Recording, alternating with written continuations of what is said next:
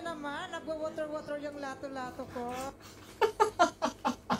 Kung hindi nyo talaga kilala si Miss Catering, oh my gosh.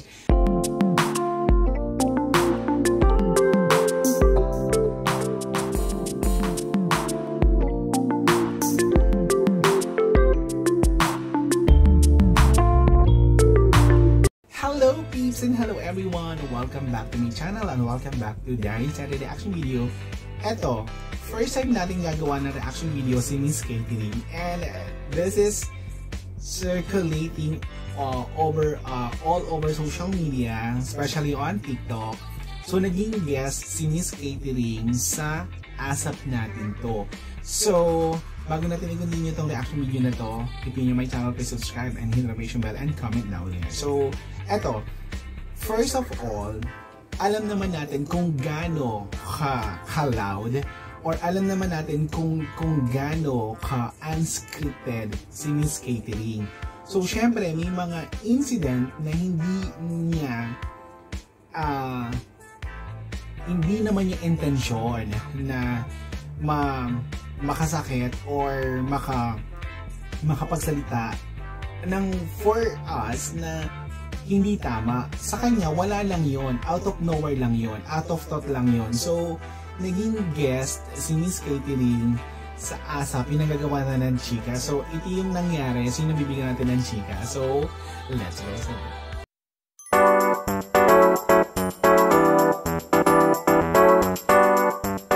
Miss Catering, nasa national TV ka. Yun ang sabi dito sa caption. Pogi nyo naman, nagwa-water-water yung lato-lato ko. Ano mo daw? Playtime si auntie. Wait. Ang pogi nyo naman, nagwa-water-water yung lato-lato ko. Kung hindi nyo talaga kilala si Miss Catering, oh my gosh. Number one, ma-off ka kung paano siya mag-joke. Kung hindi mo masasakyan yung joke niya, number one, ma-off ka. Second, na-invite siya on national TV and ASAP. So, bago ka tumungtong dyan, or bago ka bigyan ng mic, may briefing yan. May briefing, especially on national TV, live telecast, may briefing yan. So, ano yung pwede mong sabihin, ano lang yung pwede mong i-joke, ano lang yung pwede mong bitawan. Kumbaga, pagpasok mo dyan, by command. Ito lang yung gagawin mo, ito lang yung sasabihin mo, ito lang yung, dito ka lang. By bilang ang gagawin mo. So, ang tanong dito, na-inform ba yung handler ni Miss Catering about this? Na briefing ba ng ayos si Miss Catering?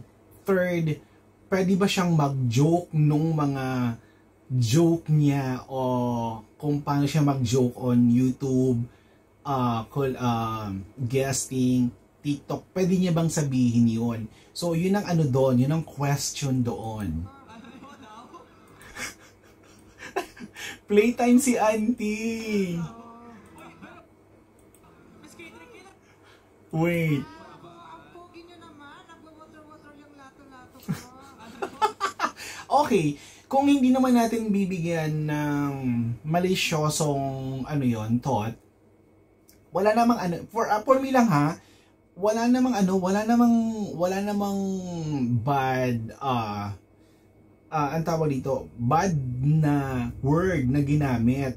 Water, so tubig, ganon. Tapos lato-lato is a game. So parang for me, wala namang malisyosong sinabing salita na pwedeng ikasira or ika-penalty nung show. It's nandun na lang sa tao kung paano nila tatanggapin yun, kung paano nila laruin. So dito, kung offensive or offended yung ginawang joke ni Miss Catering, so may nag-briefing ba sa kanya? May nagsabi pa na ito lang yung pwede mong sabihin? So, yun ang question doon.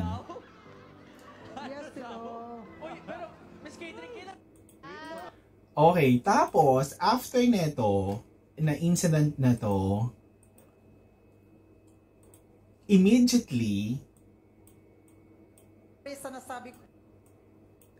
immediately, Yes. Bago ako kumanta, gusto ko lang humingi ng sorry sa nasabi ko kanina. I'm very wrong send and pasensya na po. yung sa mata ni Miss Catering, may ano siya, may, to be honestly speaking, may takot siya. May takot siya kasi, syempre, no, show yon kung saan nangyari. So, baka na, after siguro na nangyari yon, grabe yung ginawang kausap sa kanya or nasabihan siya na may nagawa siyang mali. Yung ano niya dito, iba. We appreciate that. Thank you. Oo. Pero ngayon, panahon na para kumanta. Yes, panahon na para Yung hagod ni Martin sa kanya para i-comfort siya na na okay lang, 'di ba? Na para okay lang. So nangyari na, parang ganon. Are you ready? Ang pasabog sa inyo dito sa ASA. Okay, here we go. Okay, samahan niyo akong kumanta. Music, please. Go. Okay, yun ang sinasabi ko sa inyo lahat. So emotional. By the little monkey, Humpty Dumpty, Mama ko na doctor and the doctor said, bilang kong tatlo, natatago na kayo.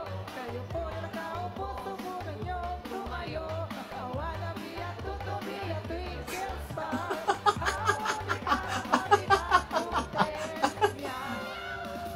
Five little monkey, Humpty Dumpty, Mama ko na doctor and the doctor said, pagbilang ko tatlo, natatago na kayo. Kayo po na nakaupo, subukan niyo tumayo. I wanna be a tuto, be a twinkle star. Hawali ka naman, di ba, tute? Pero totoo ha, si Miss Catering, sa live niya sa TikTok, yung mga collaboration niya, guesting niya sa mga YouTuber, interview niya, very funny, very natural. Super gusto ko siya, promise. Sa mga Team Bardagulan, Kinemero, sa mga kasama niya, siya yung gusto ko, yung very authentic, very generic. Kung paano siya magsalita, siya yun. Kung paano siya mag-think ng mga word para ilabas niya sa bibig niya, siya yun na very natural, authentic, very Miss Catering. Super love it. Yeah, sa incidenting to, question niya dyan, kung na-briefing ba siya. Second, kung ano rin pwede niyang sabihin. Third, pwede ba siyang mag-joke doon sa mga kasama niya on stage. Yun. So, yun ang mga doon kasi syempre first time and then hindi niya kapakapa yung ganyan na big show yung mapapasukan niya. So, yun ang natin kung nag-guide ba ng ayos si Miss Catering para hindi magkamali. But anyway, highway, for me, yung sinabi niyang nag-water yung lato-lato. So, parang parang playtime lang yung sinabi. So, nasa atin na lang yan kung paano natin i-interpret. So, on a national television na ganito, parang hindi naman offended, parang wala namang foul. It's depend na lang yung kung paano natin i-accept. So, yun lang naman sa akin. So, comment kayo dyan. So, thank you so much for watching. Bye!